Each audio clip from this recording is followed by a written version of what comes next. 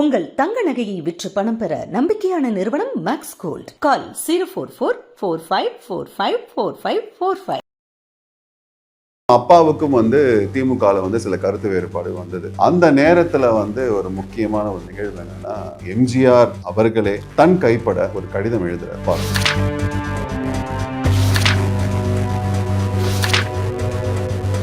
தங்களுடைய நோக்கம் எதுவாயினும் அதை பின்பற்றுகிறவர்கள் அண்ணா அவர்கள் சொன்ன கடமை கண்ணியம் கட்டுப்பாடு என்ற வழியில் செயல்பட்டால்தான் நோக்கம் நிறைவேறும். குறுக்கிட மன்னிக்கிறேன், இதுக்கு மேல வேண்டாம்.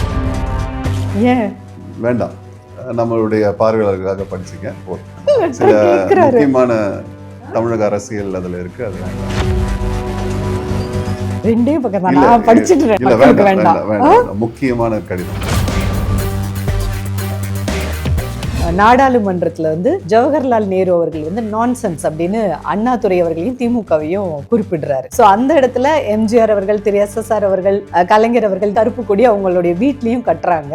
அந்த கருப்பு கொடியை இறக்க மாட்டேன்னு சொல்லி சிறைக்கு கூட்டிட்டு போய் சிறையில வைக்கிறாங்க. அப்பா வக்கீலுக்கு ஃபோன் பண்ணி பெயில வாங்க, எஸ்கேப் ஆகி பின்னாடி அப்படியே வண்டி ஏறி ஓடுறது அதெல்லாம் கிடையாது. இல்ல அட்லீஸ்ட் ஒரு நெஞ்சு வலி ஆமா, எதுவுமே கிடையாதுங்க. அதான் அண்ணா இந்தி வேண்டாம் இல்ல, இந்தி விருப்பப்பட்டா படிக்கட்டும், இந்தியை திணிக்காதீங்க. கலைஞர், எம்ஜிஆர், SSR இந்த முக்கோண நட்பு அப்படிங்கிறது அது எப்படி உடைஞ்சது? அதிக ஓட்டு வித்தியாசத்தில் SS ராஜன் அவர்கள் ஆண்டிப்பட்டி தொகுதியில் வெற்றி பெற்றார். அடுத்த நாள் காலையில கலைஞர் தொலைபேசி மூலமா அழைக்கிறார். இந்திய திரைப்பட வரலாற்றிலேயே முதல் நடிகர் சட்டமன்ற வேட்பாளரானது திரு SSR அவர்கள் தான். நடிப்புல இருந்து அரசியலுக்கு அவர் என்ன விஷயம் ஈர்த்தது?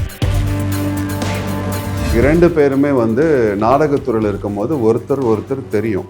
பஸ்ஸில் போகும்போது டிக்கெட் இவர் எடுத்திருக்காரு அப்பாவை பார்த்த உடனே. அப்போ ரெண்டு பேரும் பேசிகிட்டே போகிறாங்க. தம்பி, நீ கவலைப்படாதீங்க, பிற்காலத்தில் நம்ம ரெண்டு பேருமே பெரிய நடிகர்களாக வருவோம்னு. அது அப்படியே படிச்சு. அப்போ உள்ள பத்திரிகைகள்ல ஒரு செய்தி, நடிகர் திலகம் சிவாஜி கணேசன் அவர்களுக்கும் SSR அவர்களுக்கும் சண்டை வந்தது. சிவாஜி பெரியப்பா போன்ல சொன்னாராம், நீங்க அரசியலுக்கு வர்றது எனக்கு பிடிக்கல. திராவிட முன்னேற்ற கழகம் ஒரு போர்டு ஓபன் பண்ணிருப்பாங்க. இங்க அப்பா, அண்ணா, கலைஞர் எல்லாரும் நிற்பாங்க. அப்பா என்ன விளக்கம் சொல்றாரு அவர் எழுதின புத்தகத்துல. CN அண்ணாதுரை அவர்கள் திமுகவை ஆரம்பிச்ச போது ஃபண்டிங், கட்சிக்கான அந்த பணபலம் எப்படி உருவாக்கப்பட்டுச்சு? அப்பாவும் எம்ஜிஆரும் நாடகம் நடத்தினாங்க. அதன் மூலியமா வரக்கூடிய பணத்தை அப்பா இது வரைக்கும் எந்த கோயிலுக்கும் போனது கிடையாது. என் திருமணத்துக்கு அப்பா வரல, கெஸ்ட் ஹவுஸ்ல தங்கியிருந்தார். மகனாக இருந்தாலும் சிங்சா கடிக்காம கொள்கைனா கொள்கை. நடிகரா இருந்த அரசியலுக்கு திரு SSR முன்மாதிரியா கொண்டு சிவாஜி கணேசன் சார், டி ராஜேந்தர் அவர்கள், கமலஹாசன் அவர்கள், பாக்கியராஜ் சார் நிறைய பேர் வந்தாங்க. ஆனா அரசியல்ல யாரும் நின்று ஜெயிக்க முடியல, ரிட்டர்ன் போயிட்டாங்க. இதுல ரஜினி சார் வரேன்னு சொல்லிட்டு அதுக்கப்புறம் வரல. இப்போ விஜய் சார் முழு மூச்சா இறங்கி இருக்காரு அரசியலுக்குள்ள. விஜய் அவர்களோட அரசியலை நீங்க எப்படி பாக்குறீங்க? இது வரைக்கும் விஜய் அவர்கள் பழம்பெரும் மூத்த நடிகர், அரசியல்வாதி, லட்சிய நடிகர் திரு SS ராஜேந்திரன் அவர்களுடைய மகன் கண்ணன் SSR இருக்காங்க. திரு SSR அவர்களுடைய புகழ் நடிப்பு மட்டும் இல்லாமல் அரசியல் பாதை, திமுக வரலாறுல இருந்து அதிமுக வரைக்கும் நிறைய விஷயங்களை பேச போகிறோம். பேசலாம். வணக்கம் சார். வணக்கம். வணக்கம். ஸோ நீண்ட நாட்களுக்கு அப்புறமா நீங்கள் ஒரு இன்டர்வியூ கொடுக்குறீங்க. கண்டிப்பாங்க. ஸோ அன்னி, குங்குமம் சீரியல் எல்லாம் நீங்கள் சாரை பார்த்துருக்கலாம். அது ஒரு 10 வருஷத்துக்கு முன்னாடி இல்லை. இப்போ இன்டர்வியூ ஏன் கொடுக்கணும் அப்படின்னா அது சில அவசியங்கள் வந்திருக்கிறனால நான் இன்டர்வியூ கொடுக்க வந்திருக்கேன். SSR அவர்களுடைய பெருமை அப்படின்னா நிறைய விஷயங்கள் நமக்கு பேசுறதுக்கு இருக்கு இல்லையா? முதல் இந்திய நடிகர் சட்டமன்ற வேட்பாளராக எலெக்ஷனில் நின்று ஜெயிச்சவர், அந்த பெருமை திரு SSR அவர்களுக்கு தான் இருக்குது. இப்படி நிறைய சொல்லிக்கிட்டே போகலாம். அண்டு பராசக்தி திரைப்படத்தில் சிவாஜி கணேசன் அவர்களோட சேர்ந்து அறிமுகமான ஒரு பெரிய நடிகர் இல்லையா? இப்படி நிறைய இருக்குது. ஸோ நம்ம எங்கேருந்து ஆரம்பிக்கிறது? நாடக கம்பெனிலேருந்தே ஆரம்பிச்சிடலாம். ஸோ அப்போ நாடகத்துறையில் இருந்து தான் சினிமாவுக்கு வந்தாங்க. ஸோ அந்த வரலாறு அப்படின்னா எவ்வளோ சிம்பிளாக சொல்லலாம்? அன்றைய காலகட்டத்தில் பார்த்தீங்கன்னா சினிமான்றது அவ்வளோவா புகழ் பெறாத ஒரு காலத்திலேயே நாடகம் தான், எல்லா ஊர்லேயும் நாடகம் தான். நாடகத்துலேருந்து வந்தவங்க தான் அப்பா, சிவாஜி, எம்ஜிஆர் எல்லாருமே. ஸோ அப்பா நாடக கம்பெனியில் இருந்தார், TKS நாடக கம்பெனியில். கமலஹாசன் சாருடைய குருவும் அவர் தான். அந்த ஞாபகமாக தான் அபய் சண்முகி படம்லாம் எடுத்தாங்க. அந்த நாடக கம்பெனியில் இருக்கும் போதே ஒரு காலகட்டத்தில் வந்து அந்த நாடக கம்பெனியுடைய முதலாளியே ஒரு ரோல் பண்ணணும், அவரால் பண்ண முடியல. அந்த கட்டத்தில் அப்பா வந்து நான் பண்ணுறேன்னு, உன்னால் பண்ண முடியுமான்னு கேட்டாங்க, பண்ணாங்க. அப்போவே அப்பா வந்து தைரியமாக பண்ணார். ஸோ அதுக்கப்புறம் பராசக்தி பட வாய்ப்பு வந்தது, அது எல்லாருக்குமே தெரியும். அந்த டைமில் அப்பாவும் சிவாஜி பெரியப்பா ரொம்ப ஒல்லியாக இருப்பாங்க. ஒரு காலகட்டத்தில் ஸ்டுடியோக்குள்ளே உடலையாம். அப்பா சொன்னார், இவர் தான்ப்பா ஹீரோன்னு. அங்கே குர்கா வந்து நம்பிக்கை இல்லை அவனுக்கு. ஓ, பராசக்தி படம் ஷூட்டிங் ஆரம்பிச்சப்போ பீச்சுக்கு போவாங்க, அங்கே உட்காந்து நிறைய நேரம் பேசுவாங்க, திரும்பி வருவாங்க. சிவாஜி சார் ஆமாம், அந்த குர்கா உள்ள விடலை. அப்போ ஒரு ப்ரொடக்ஷன் மேனேஜர் தான் போய் 2 பேரையும் உள்ள கூட்டு போனார். இந்த மாதிரியான வரலாறுலாம் நடந்தது. ஏன் அந்த அளவு தோற்றம் வேற மாதிரி? தோற்றம் அது என்னன்னா, அந்த டைம்ல 2 பேரும் ரொம்ப ஒல்லியா இருந்தாங்க. ஸோ ஏவிஎம்ல என்ன சொன்னாங்கன்னா, கொஞ்சம் சாப்பாடெல்லாம் கொடுத்து சிவாஜி பெரியப்பா வந்து கொஞ்சம் பூசினா போல காட்டணும் அப்படின்னு சொல்லி, அதே குர்கா பின்னால் வந்து சிவாஜி அப்பா ஏவிஎம்க்கெலாம் வரும்போது சல்யூட் அடிச்சிருக்காரு. ஸோ இதெல்லாம் வந்து மிகப்பெரிய ஒரு வரலாறு. அதே சமயம் பராசக்தி படத்துக்கு வந்து மிக முக்கியமான வெற்றி வந்து கலைஞருடைய வசனம் வந்து அது மிக முக்கிய பங்கு. ஏன்னா பராசக்திக்கு அப்போ அந்த காலத்தில் பயங்கர எதிர்ப்பு வந்தது. நிறைய வசனங்கள், அந்த கீரையோ கீரை, பிள்ளையோ பிள்ளை போலன்னு அந்த வசனங்கள் வந்து திராவிட கொள்கையை வந்து தாங்கி பிடிச்சது. அதாவது தயாரிப்பாளருக்கு தெரியாது, அது கதையோட வர மாதிரியே மிக புத்திசாலித்தனமாக அவர் எழுதினார். அதான் எல்லாருக்குமே ஸ்டார்டிங் ஸ்டேஜ், அப்பாவுக்கும் சரி இவங்களுக்கும் சரி எல்லாருக்குமே ஸ்டார்டிங் ஸ்டேஜ். ஆனால் அப்பா என்னன்னா, இந்த நாடகத்துறை, அடுத்தது கலைத்துறை. கலைத்துறைக்கு வரத்துக்கு முன்னாடியே ஈவேரா பெரியாருடைய கொள்கையால் ஈர்க்கப்பட்டார் அப்பா. மூட நம்பிக்கை, ஜாதி, இது எல்லாத்தையும் வந்து ஈர்க்கப்பட்டு பெரியாருடைய கொள்கையை ஏற்றுக்கிட்டார். எப்போ? சிறுவனாக இருக்கும் பொழுதே, சிறுவனாக இருக்கும்போதே அந்த பெரியார் கொள்கையை ஏற்றுக்கிட்டு அதன் வழி நடந்தார். கலைத்துறை வரும்போது நீங்கள் பார்த்தீங்கன்னா எந்த சாமி படத்துலையும் அப்பா நடிக்கலை. அதனால தான் லட்சிய நடிகர். கடைசி வரைக்கும் அந்த கொள்கையை வச்சிருந்தார். ஏன்னா அந்த சாமி நம்பிக்கை இருக்கக்கூடாது. சாமியார் அது அப்பா ஒரு விளக்கம் கொடுத்தாரு. நான் ஒரு விவசாயியை பார்த்தா நம்ம நடிப்பேன், நான் கடவுளை பார்த்ததில்லை, அவரை மாதிரி என்னால் நடிக்க முடியாது. ரொம்ப அழகாக சொன்னீங்க. லட்சிய நடிகர்னு ஏன் பேர் வச்சாங்கன்னா கொள்கை பிடிப்பு. அதாவது பெரியார் கொள்கை நாத்திகவாதி, தெய்வங்கள் இல்லை அப்படின்னு நம்பும்போது தெய்வங்கள் இருக்குன்னு சொல்லக்கூடிய திரைப்படத்தில் நான் நடிக்க மாட்டேன்னு கடைசி வரைக்கும் அந்த கொள்கை பிடிப்போடு இருந்ததுனால தான் அவரை லட்சிய நடிகர்னு சொன்னாங்க. அவர் நடித்த திரைப்படங்கள் பூம்புகார், மறக்க முடியுமா, அந்த மாதிரி நிறைய படங்கள் சொல்லிட்டே போகலாம். உங்களுக்கு உங்கள் தந்தையார் நடித்ததில் ரொம்ப நெருக்கமான ஒரு படம்னா என்ன படம்? கலைஞர் பெரியப்பா அவர்கள் எழுதின வசனம் அனைத்து படங்களுமே, மறக்க முடியுமா, பூம்புகார், அவன் பித்தனா, இதெல்லாம் வந்து ரொம்ப அருமையான படங்கள். மணிமகுடம் திரைப்படம் வந்து கலைஞர் பெரியப்பா அவர்களே ஒரு பதிவு பண்ணியிருக்காரு, நான் ரொம்ப விரும்பி எழுதின ஒரு கதை வசனம்னு. ஆனால் அந்த படம் ஏன் ஓடலைன்னா, அந்த படம் ரிலீஸ் ஆகும் போகும்போது திமுக ஆட்சிக்கு வந்துட்டாங்க. ஓ, ஸோ அந்த வசனங்கள் வந்து ஆட்சியாளருக்கே ஆப்போசிட்டாக போயிடுச்சு. ஓகே. ஸோ அதனால் அந்த படம், அவர் வந்து புக்கே எழுதியிருக்காரு, மணிமகுடம் ஒரு புக்கே ஒரு அவருடைய இதில் இருக்குது. ஸோ அவங்களுடைய வசனத்தில் அப்பா பேசின வசனங்கள் வந்து ரொம்ப நிறையா இருக்குது. ஒரு பத்திரிக்கையாளர் கலைஞர் பெரியப்பா கேள்வி கேட்டிருக்காரு, உங்கள் வசனத்தை பேசின நடிகர்கள் யார் உங்களுக்கு பிடிக்கும்? எல்லாம் நினச்சாங்க சிவாஜி பேர் தான் சொல்லுவார், எஸ்எஸ்ஆர் பேர் தான் அப்பா சொன்னார், கலைஞர் பெரியப்பா சொன்னார். கலைஞர் அவர்களுக்கும் எஸ்எஸ்ஆருக்கும் அவ்வளோ ஒரு பாண்டிங் இருக்கு. ஆமாம், ரொம்ப பாண்டிங் இருக்குங்க. பூம்புகார் திரைப்படம் வந்து நிறைய பேர் சொன்னாங்க ரீமேக் படம், அது சரியாக ஓடாதுன்னாங்க. ஆனால் அவர் கலைஞர் வந்து இல்லை, நம்ம அன்றைய காலகட்டத்தில் நம்ம பண்ணும்போது இந்த படம் சிறப்பாக அமையும்னால தான் மிகப்பெரிய வெற்றி அடைஞ்சது. அப்பாவோட வசனங்கள்ல உங்களுக்கு இன்னைக்கும் சொல்லணும் அப்படின்றது வசனம் ஏதாவது இருக்கா? சிவகங்கை சீமை. ஓகே. கடைசியில் வந்து எல்லாரும் பெரிய மருது சின்ன மருது, அப்பா வந்து அதனுடைய அந்த படையுடைய தளபதி முத்தழகுன்னு சொல்லிட்டு கடைசியில் வந்து எல்லாரும் தூக்கு போடும்போது அப்பா ஒரு வசனம் பேசுவார். அந்த வசனம் வந்து அன்றைய காலகட்டத்தில் வந்து தமிழர் விடுதலை போராட்டத்துக்கு ஒரு முன்னுதாரணமாக இருந்ததுன்னு சொல்லுவாங்க அந்த வசனங்கள். அப்போ தான் இலங்கையில் அந்த படம்லாம் ஓடும் போது தான் அந்த தமிழருக்கு வந்து அது ஒரு முன்னுதாரணமாக இருந்தது. அப்போட திரை பயணத்தில் ரொம்பவும் மறக்க முடியாத விஷயங்கள் உங்ககிட்ட ஷேர் பண்ணுது ஏதாவது, இது ரொம்ப நல்ல ஒரு மெமரி அப்படின்னா ஏதாவது இருக்கா? நாடகத்துறையில் இருக்கும்போது ஒரு சம்பவம் இருக்குது, எம்ஜிஆர் அவர்களை பற்றி, பெரியப்பாவை பற்றி. 2 பேருமே வந்து நாடகத்துறையில் இருக்கும்போது ஒருத்தர் தெரியும், ஆனால் வந்து அவ்வளோ அறிமுகம் இல்லை. ஓ, எம்ஜிஆர் அவர்களும் நாடகத்தில் இருக்கும்போது தெரியும், அப்பாவும். அப்போது வந்து பஸ்ஸில் தான் போவாங்க. அப்போவே எம்ஜிஆருடைய இறக்க குணம் பாருங்கள், அவரும் அப்போ வசதியானவர் கிடையாது. பஸ்ஸில் போகும்போது டிக்கெட் வந்து இவர் எடுத்திருக்காரு, அப்பாவை பார்த்த உடனே அவங்க சொல்லியிருக்காங்க, இல்லை உங்கள் டிக்கெட் எடுத்துருக்காங்க. அப்போ தான் பழக்கம். அப்போ ரெண்டு பேரும் வந்து ரோட்டில் நடந்து பேசிகிட்டே போகிறாங்க. அந்த சம்பவத்தை அப்பா சொன்னார். உடனே அவர் சொன்னாராம், தம்பி நீங்கள் கவலைப்படாதீங்க, பிற்காலத்தில் நம்ம ரெண்டு பேருமே பெரிய நடிகர்களாக வருவோம்னாராம். அது அப்படியே பழிச்சுது. அப்போ உள்ள பத்திரிகைகளில் வந்த ஒரு செய்தி தான் இப்போ ரிசர்ச் பண்ணும்போது கிடைச்சது. நடிகர் திலகம் சிவாஜி கணேசன் அவர்களுக்கும் SSR அவர்களுக்கும் சண்டை வந்தது அப்படின்றது. சண்டை இல்லை, கருத்து வேறுபாடு. ஓகே, ஆரோக்கியமான கருத்து வேறுபாடு. வீரபாண்டிய கட்டபொம்மனில் வெள்ளையத்தேவன் ஒரு கதாபாத்திரம், அதில் அப்பா தான் நடிக்கணும்னு சொல்லி ரொம்ப விரும்பினார். அதுக்கு வசனங்கள்லாம் இது பண்ணி ட்ரெஸ் எல்லாம் அளவு எடுத்து எல்லாம் பண்ணாங்க. அந்த நேரத்தில் அப்பா வந்து சிவகங்கை சீமை படத்தில் நடிச்சிட்டு இருந்தார். ஸோ ரெண்டுமே ஒரு போட்டியாக இருந்ததுனால என்னவோ, இல்லை கண்ணதாசன் ஐயா சொன்னனால என்னவோ தெரியல, அப்பா வந்து இல்லை அதில் நடிக்க முடியாது, நான் இதில் இருக்கேன்னாரு. இந்த விஷயத்தில் கொஞ்சம் சிவாஜி பெரியப்பா ரொம்ப வருத்தப்பட்டார். ஆனால் அப்போ பாருங்கள், அன்றைய காலகட்டத்தில் நடிகர்களுடைய அந்த பந்தம் பாருங்கள். ஜெமினி கணேசன் ஐயாட்ட போய் கேட்குறாங்க. அவர் என்ன சொன்னார்னா, ராஜுக்கிட்ட இருந்து லெட்டர் வாங்கிட்டு வாங்க. ராஜுன்னா அப்பாவை தான் எல்லாம் ராஜுன்னு வாங்க. ஒரு லெட்டர் வாங்கிட்டு வாங்க, நான் நடிக்கிறேன். ஏன்னா அவர் நடிக்கதான் இருந்து நான் பத்திரிகையில் பார்த்தேன்.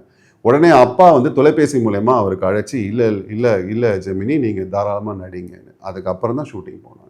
ஆனால் இப்போவும் சிவாஜி பெரியப்பாவுக்கு ஒரு வருத்தம் என்னன்னா, அந்த வெள்ளையத்தேவனா அப்பா நடிச்சிருக்கணும், கலர் படம் வேற. இந்த மாதிரி சில கருத்து வேறுபாடு. அதே மாதிரி அப்பா அரசியலுக்கு வந்த பிறகு சிவாஜி பெரியப்பா ஃபோனில் சொன்னாராம், நீங்கள் அரசியலுக்கு வர்றது எனக்கு பிடிக்கல, நீங்கள் அரசியல் போயிட்டீங்கன்னா அப்புறம் என் கூட சேர்ந்து வந்து நடிக்க மாட்டீங்க. அப்போ அப்பாவும் சிவாஜி பெரியப்பாவும் சேர்ந்து நடித்த படங்கள் நிறைய வந்து ஹிட். பச்சை விளக்கு, ரங்குன் ராதாவில் அப்பா வந்து சிவாஜிக்கு மகனாக வருவார். மகனாக வந்து செகண்ட் ஹாஃபில் பயங்கரமாக வசனங்கள் பேசுவார். இந்த மாதிரி நிறைய இது. அதே மாதிரி பழனி திரைப்படத்தில் சிவாஜி பெரியப்பா ஒன்று காட்சியே வந்து ஒரு புக்கில் பதிவு பண்ணியிருக்காரு. அப்போது அப்பா வந்து திமுகவுடைய வசனத்தெல்லாம் ஏதாவது ஒன்று கொண்டு போவார். இந்த படத்தில் எதுவுமே இல்லை. ஒரே ஒரு காட்சியில் அப்பாவும் முத்துராமனும் சென்னைக்கு வந்துடுறாங்க. ஏன்னா அங்கே பண்ணையார் வந்து ரொம்ப தொல்லை பண்ணதுனால சென்னைக்கு வந்து சம்பாதிக்கிறாங்க. அப்போ முத்துராமன் சொல்கிறார், நம்ம வந்து சிவாஜி பெரியப்பா அண்ணன் கேரக்டர், அண்ணனுக்கு நம்ம கடிதம் எழுதுவோம். அந்த டைமில் அப்பா டக்குன்னு ஒரு தேட்டரில் அவ்வளோ கிளாப்ஸு. அப்போ அப்பா என்ன சொன்னாரா, எப்படி ஆரம்பிக்கலாம்? உடனே அப்பா சொன்னாரா, மதிப்புக்குரிய அண்ணா அப்படின்னு அன்னைக்கு அந்த பத்திரிகையில் எழுதுனாங்களாம். இதை வந்து எப்படியாச்சும் இதில் அவர் கொண்டு வந்துட்டார் அப்படின்னு. இப்படி பல சம்பவங்கள் அவங்களோட இருக்குது. அப்பாவும் எம்ஜிஆர் அவர்கள் நடித்த திரைப்படம் வந்து ரொம்ப கம்மி, 2 படம் தான். அது ராஜா தேசிங், காஞ்சி தலைவன், 2 படம் தான் நடிச்சிருக்காங்க. ஆனால் அவங்களுக்குள்ளேயும் பயங்கரமான ஒரு நட்பு இருந்திருக்கு இல்லையா? கண்டிப்பாக. ஏன்னா அவங்க அதாவது அரசியல் ரீதியாகவும் கட்சி ரீதியாகவும் 2 பேரும் ஒன்றா இருந்திருக்காங்க. சினிமாலையும் இருந்தனால அவங்களுக்குள்ள அண்ணன் தம்பி மாதிரி ரொம்ப பாண்டிங்காக இருந்தாங்க. இந்திய திரைப்பட வரலாற்றிலேயே முதல் நடிகர் சட்டமன்ற வேட்பாளரானது திரு SSR அவர்கள் தான். ஸோ அவர் அரசியலுக்கு நுழையும் போது முதல்ல தேர்தலில் அவர் தோற்று போனார். அதுக்கப்புறம் வந்து இமாலய வெற்றி பெற்றார் அப்படிங்கிற நிறைய விஷயங்கள் பார்த்துருக்கோம். நடிப்பில் இருந்து அரசியலுக்கு அவர் என்ன விஷயம் ஈர்த்தது? அதாவதுங்க, திராவிட முன்னேற்ற கழகம் அப்போ தான் வந்து உங்களுக்கு அது ஆகுது, உங்களுக்கு அந்த காலகட்டத்தில் வருது. ஸோ தீக்காலேருந்து பிரிஞ்சது தான் திராவிட முன்னேற்ற கழகம். அப்பா ஆரம்பிச்சது பெரியாரோட வந்து அப்பா வந்து அப்படி கிடையாது. அந்த கட்சி ஆரம்பித்த பிறகு முதல்ல நின்ன தேர்தல் தான் அப்பா தோக்குறாங்க. நிறைய பேர் தோக்குறாங்க. ஏன்னா ஆமாம், திமுக இப்போ இருக்கிற பலம் வாய்ந்த ஒரு இராணுவ டேங்க், 100 டேங்க் இருக்குன்னு சொல்லுங்க திமுக. அப்போ வந்து உருவான காலகட்டம். ஒரு புகைப்படம் நீங்கள் அதை பதிவு பண்ணுங்கள்.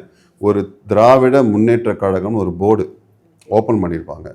இங்கே அப்பா, அண்ணா, கலைஞர் எல்லாரும் நிற்பாங்க. அப்பா என்ன விளக்கம் சொல்கிறாரு அவர் எழுதின புத்தகத்தில்னா, இப்போ இருக்கும் நடிகர்களும் இதை கேட்டால் கொஞ்சம் நல்லா இருக்கும்னு எனக்கு தோணுது. முதலாக கட்சி ஆரம்பிக்கப்படுகிறது. திராவிட முன்னேற்ற கழகம் ஆரம்பித்த பிறகு முதலாக தேனியில் தேர்தலில் நான் நிற்கின்றேன். அப்போ பார்த்தீங்கன்னா காங்கிரஸ் மிக வலிமையான கட்சியாக இருந்தது. இப்போ இருக்கிற மாதிரி கமெண்ட் பண்ணுற மாதிரிலாம் கிடையாது. அப்போ அதில் பார்த்தீங்கன்னா மிகவும் பணக்காரங்க, மிகவும் செல்வம் படைத்தவர்கள், ஆள் பலம், படைபலம், இவங்க தான் வேட்பாளராக இருந்தாங்க காங்கிரஸில். தேனியில் என்ஆர்டின்னு சொல்லுவாங்க, என்ஆர் தியாகராஜன், மிகவும் பலசாலி. அவர் எதிர்த்து நிற்கும் போது பார்த்தீங்கன்னா திமுகவில் அப்போ தான் முதல்ல ஆரம்பிக்கப்பட்ட கட்சியினுடைய அந்த தொகுதியில் வேலை செய்யக்கூடிய ஆட்கள் ரொம்ப கம்மியாக இருந்தாலும் அவங்களுக்கு என்ன ஏதுன்னு தெரியல. இப்போ இருக்கிற திமுகவுக்கு அப்போ ஆரம்பிக்கும் போது அவங்களுக்கு தெரியல. அதான் அப்பா சொல்றாரு. இந்த ஒரு கட்சியோட அடிப்படை அஸ்திவாரம்னு சொல்லுவாங்களே, ஆமா. ஊராட்சி, உள்ளாட்சி, ஆமா, மாவட்ட அது எதுவுமே செயலாளர்கள் வந்து தெரியல. எல்லாமே ஸ்ட்ராங்கா ஆமா, இருக்கணும் பேஸ்மெண்ட். அந்த ஒரு பூத் கமிட்டியில கூட கட்சிக்காரங்க உட்காரணும். அந்த மாதிரி சமயத்துல அவங்களுக்கு ஆள் பலம் இல்லை. அவங்களுக்கு என்ன பண்ணணும்னு தெரியல. அதனால வந்து நிறைய பேர் அதில் தோல்வி அடைச்சாங்க ஃபர்ஸ்ட் தேர்தல்ல. அடுத்த தேர்தல்ல சினிமான்ற பிரபலம் இருந்தும் அதான் நான் சொல்ல வரேன். அந்த டைம்ல பாத்தீங்கன்னா நடிகைகள் அதிகமா கிடையாது. அப்பா, எம்ஜிஆர், சிவாஜி 3 பேர் தான். அப்ப அப்பா வந்து டாப் ஹீரோல அப்பா இருக்காரு. 1000 இருந்தாலும், ஒரு ஸ்டாராக இருந்தாலும் புதுசா ஆரம்பிச்ச கட்சி திமுக. அந்த டைம்ல வந்து அவரால் ஜெயிக்க முடியல. இதே அடுத்த தேர்தல் வருது. அதுக்குள்ள திமுக வந்து எல்லாத்தையும் வந்து என்னென்ன மக்கள்கிட்ட எப்படி நம்ம போய் பேசணும், கட்சி வேலை எப்படி பண்ணணும்னு கற்றுக்கிட்டாங்க. இன்றைக்கு இருக்கக்கூடிய மிலிட்ரி பவர்னு சொல்லுவாங்களே திமுக, அதே திமுக அப்போ. ஸோ அடுத்த தேர்தலில் அதே என்ஆர் தியாகராஜனை எதிர்த்து அப்பா திரும்பி நிற்கிறாரு. அதிகமான வாக்கு வித்தியாசத்தில் வெற்றி பெறார். அதுதான் முதல் நடிகர்களில் வெற்றி பெற்றது அப்பா தான், தேனி தொகுதியில். ஸோ சிஎன் அண்ணாதுரை அவர்கள் இந்த கட்சியை ஆரம்பிக்கும் போது பிரபலங்கள் உள்ள வந்தாங்க சினிமா துறையில இருந்து. ஆனா அந்த பிரபலம் மட்டும் பத்தாது, ஆள் பலமும் பணபலமும் அதிகமா தேவைப்பட்டுச்சு. கண்டிப்பா. ஏன்னா ஒரு அரசியல் கட்சி அப்படிங்கும் போது அது அடித்தட்டு மக்கள் வரை கொண்டு சேர்க்கணும்னா அந்த ஆள் பலமும் அவங்க பயணிக்கிறதுக்கு ஒரு போஸ்டர் ஓட்டர்ல இருந்து எல்லாத்துக்கும் ஃபண்டிங் வேணும் அப்படிங்கிறது. ஸோ அண்ணா திமுகவை ஆரம்பிச்ச போது ஃபண்டிங் யாரெல்லாம் செய்யப்பட்டுச்சு, ஒரு கட்சிக்கான அந்த பணபலம் எப்படி உருவாக்கப்பட்டுச்சு? முக்கியமான காரணம் வந்து தந்தையாரும் எம்ஜிஆர் அவர்களும் தான். அவங்க கொடுத்த ஃபண்டிங், தேர்தல் நிதிக்கு அவர் கொடுத்த ஃபண்டிங், நாடகம் நடத்தி அதிலேருந்து வர பணம், இதெல்லாம் கொடுத்தாங்க. நீங்கள் சொன்னீங்களே பார்த்தீங்களா இந்த ஆள் பலம்னு, அது ஆள் பலம் இல்லை, கட்சி பலம். அதாவது அப்போ திமுகவில் வந்து இளைஞர்கள் நிறைய பேர் இருந்தாங்க. அந்த தொண்டர்கள் வந்து எப்படியாவது அந்த கட்சியை ஜெயிக்கணும்னு சொல்லி அரும்பாடுபட்டாங்க. நிறைய இடத்துல அடி கூட வாங்கினாங்க. அதெல்லாம் அவங்க பொருட்படுத்தவில்லை. அவங்க மனசில் ஒரே இது, திமுக, அண்ணா, திராவிட கட்சி, திராவிட முன்னேற்ற கழகம் தான். அந்த கொள்கையோடு தான் அவங்க அன்னைக்கு போராடினாங்க. அப்பாவும் எம்ஜிஆரும் நாடகம் நடத்தினாங்க. அதன் மூலியமா வரக்கூடிய பணத்தை வந்து கட்சிக்கு கொடுத்தாங்க. சினிமால இருந்தாலும் அப்ப கட்சிக்காக நாடகங்கள் ஆமாம், நிறைய நாடகங்கள் நடத்தினாங்க. அதுலேருந்து ஃபண்டிங் கொடுத்தாங்க. அதுக்கப்புறம் வந்து தேர்தல் நிதிக்காகவும் எம்ஜிஆர் கொடுத்தாரு. இந்த மாதிரி நிறைய இப்போ ஒரு மீட்டிங்லாம் போகும்போது அந்த சில செலவை அப்பாவே கூட ஏற்றுக்கிட்டாரு, எம்ஜிஆரும் ஏற்றுக்குவாங்க. இந்த மாதிரியான ஒரு காலகட்டத்தில் தான் இருந்தாங்க. ஸோ அப்போ பணம் படைத்தவர்கள்ட்ட போய் இவங்க கேட்டு நிதின்னு வாங்கி பெற்றதும் இருக்கு இல்லை, அவங்களுடைய சொந்த பணத்தை தான் கொடுத்துருக்காங்க. அப்பாவுடைய பணம், எம்ஜிஆருடைய பணம். இவங்க 2 பேரும் வந்து மற்றவங்ககிட்ட கை நீட்டி பணம் வாங்க மாட்டாங்க. எம்ஜிஆரும் சரி, அப்பாவும் சரி. எம்ஜிஆர் ரொம்ப இதுவாக இருப்பார்.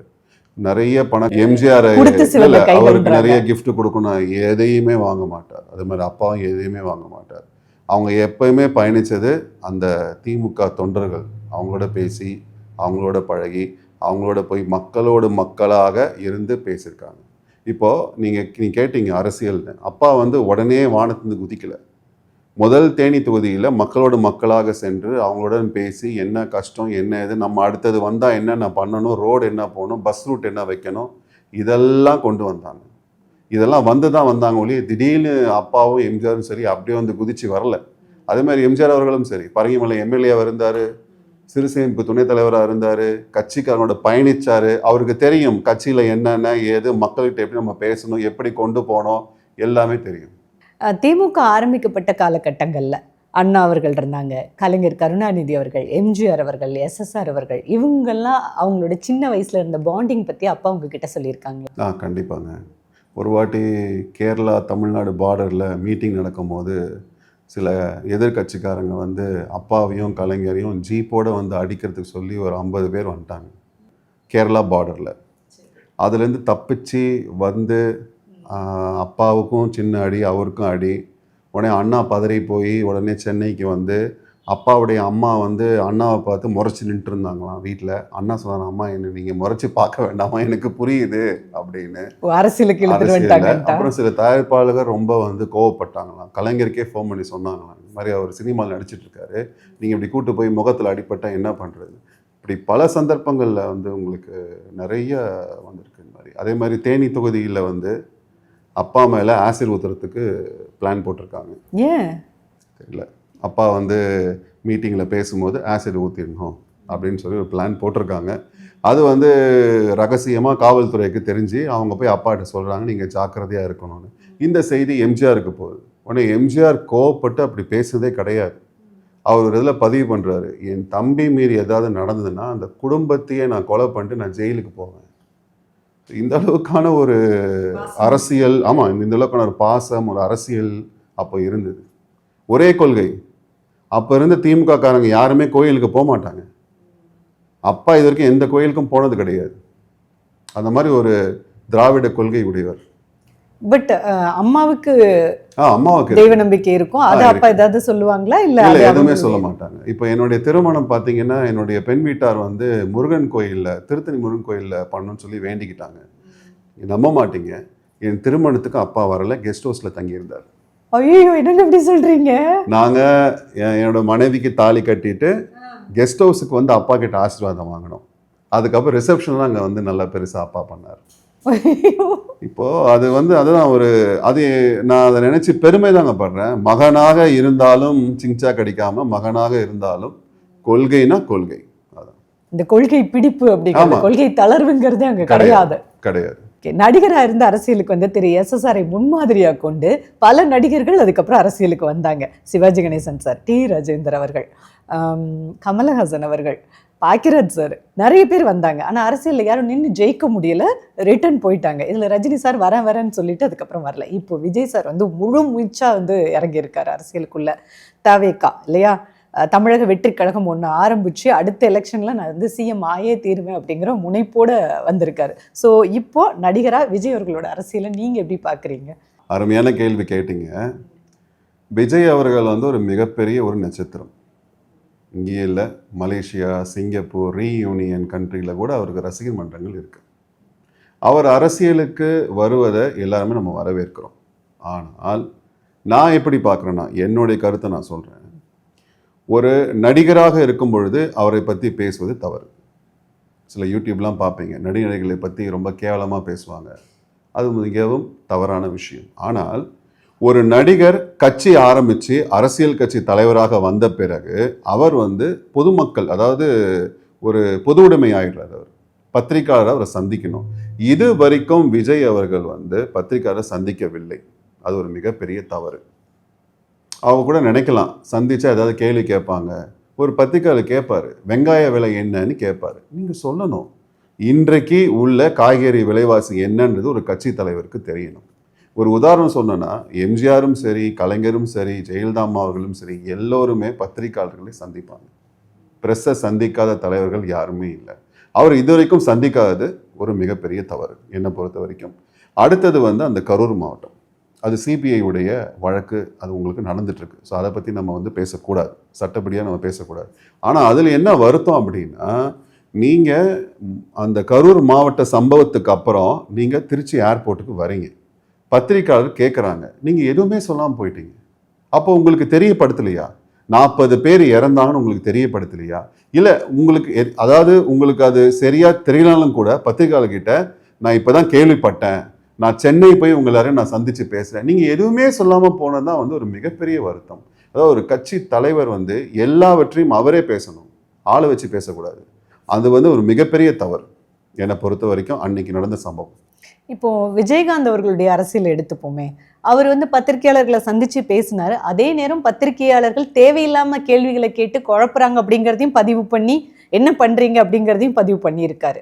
ஸோ பத்திரிகையாளர்களை பேசாததுனாலேயே விஜய் அவர்களுடைய அரசியலை வந்து விமர்சனத்திற்கு எந்த அளவுக்கு உள்ளாக்க முடியும் அப்படின்னு நினைக்கிறீங்க? இப்போ அவர் ஜெயிச்சு, எலெக்ஷன்ல ஜெயிச்சு அடுத்து அந்த ஆட்சி மாற்றம் அப்படிங்கிறதுக்கு வித்துடுவாருன்னு நினைக்கிறீங்களா? எப்படி? இல்லைங்க, அது முடியாது. ஆட்சி மாற்றம் கொண்டு வர முடியாது.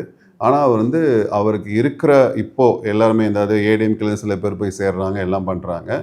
ஓட்டை வந்து அவர் பிரிக்கலாம் ஒழிய ஆட்சி மாற்றம் கொண்டு வர முடியாது. அவர் வந்து ஒரு கூட்டணி கட்சியோட தான் அவர் போனால் தான் அவருக்கு நல்லது. அது அவருடைய முடிவு. அது ஆனால் இதில் சில தவறுகள் என்னன்னா, அவருடைய கட்சியை சேர்ந்தவர்கள் வந்து கட்சி அரசியல் அனுபவம் இல்லாதவங்க தான் எனக்கு தோணுது. இப்போ இருக்கிற நான் சொல்கிறது வந்து செங்கோட்டையன், நாஞ்சில் சம்பத் அண்ணன் அவங்கெல்லாம் இல்லை. அவங்கெல்லாம் அரசியலில் வந்து ஆரம்ப காலத்துலேருந்து இருக்காங்க. இப்போ கூட ஒரு பிரபாகர் அண்ணன் சேர்ந்திருக்காரு. அவரெல்லாம் வந்து ரொம்ப அரசியல் எல்லாம் இருக்கிறவங்க. நான் சொல்கிறது இப்போ இருக்கிறவங்க, அதாவது இப்போ இருக்கிற அந்த சின்ன பசங்க வந்து இந்த கட்சின்னு நினைக்காம ரசிகர் மன்றம் மாதிரியே போயிட்டு இருக்காங்க. அந்த ரசிகர் மன்றம் உடைத்து கட்சியாக வர வேண்டும். தலைவருடைய கொள்கை என்ன, அந்த கட்சியை நம்ம மேம்படுத்த வேண்டும், ஒழுக்கமாக நடக்க வேண்டும்னு அதில் அவங்க வரணும். முதல் இது நிறைய விஷயங்கள் விஜய் அவர்கள் வந்து, ஆனால் என்னை பொறுத்த வரைக்கும் ஒரு கட்சி தலைவர் வந்து ஒரு ப்ரெஸ் மீட் கண்டிப்பாக வைக்கணும். பத்திரிகையாளர் கேட்குற கேள்விக்கு அவர் தைரியமாக பதில் சொல்ல வேண்டும். Apart from press meet, Vijay அவர்களுடைய அரசியல் வருகையை நீங்கள் ஆதரிக்கீங்களா இல்லை எப்படி பார்க்குறீங்க? எங்கள் தமிழ்நாடை பொறுத்த வரைக்கும் யார் வேணாலும் அரசியலுக்கு வரலாம், அதில் எந்த தவறும் கிடையாது. விஜயை வந்து நான் முழுக்க முழுக்க ஆதரிக்கிறேன்.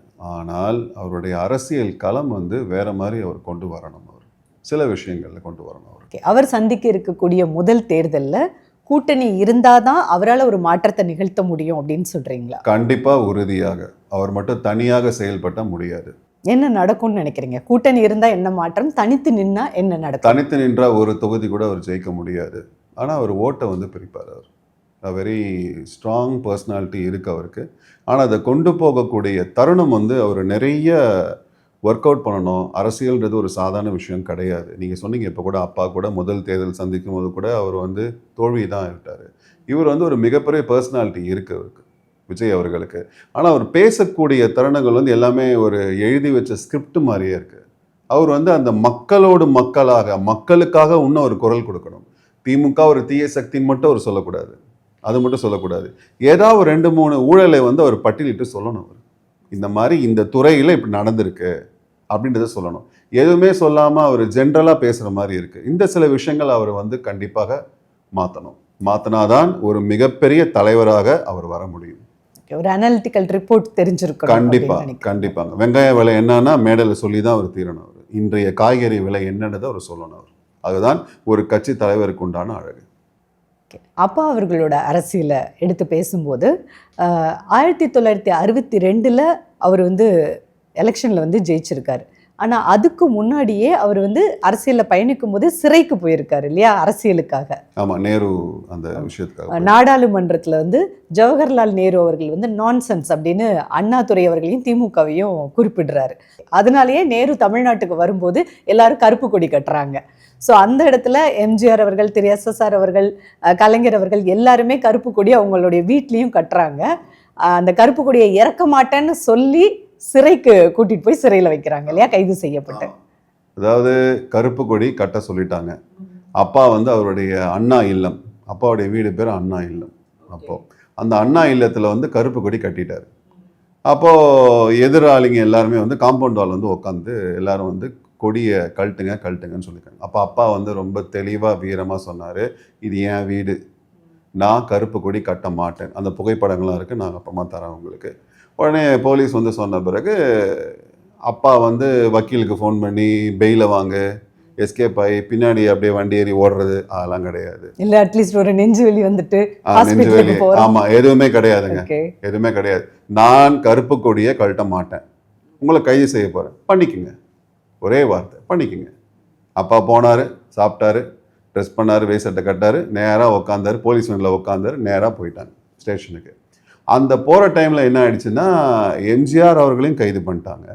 2 பேரையுமே ஒன்றா சைதாப்பேட்டை ஜெயிலில் வச்சுருக்காங்க. அப்போ பார்த்தீங்கன்னா வெளியே வந்து அவ்வளவு கூட்டம்.